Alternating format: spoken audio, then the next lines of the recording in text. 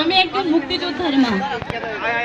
ও মা, মা কি হয়েছে কখন এভাবে ডাকছিস কেন? জানো মা, গতকাল মধ্যরাতে পাকিস্তানি বাহিনীরা গণহত্যা শুরু করেছে। কি বলছিস রে খোকন? হ্যাঁ মা, আমি সত্যি বলছি। জানো মা, সবাই দেওয়ার জন্য তৈরি হয়েছে। মা, আমিও যাবো, আমাকে বাধা দিও না। আমি তোকে বাধা দেব না মা। তাহলে যাচ্ছি, বেঁচে থাকলে আবার দেখা হবে। বিদায় মা, বিদায়। যা খোকন যা, আমার দোয়া তোর সাথে সব থাকবে, একটু ভয় পাবে না। আমার খোকনটা ওই যে গেল, আর তো ফিরে আইলো না। আরে ও খোকনের মা, খোকনের মা, কি হয়েছে রে? এভাবে ডাকছিস কেন?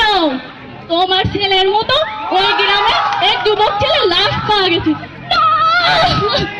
এটা হতে পারে না, আমার খোকন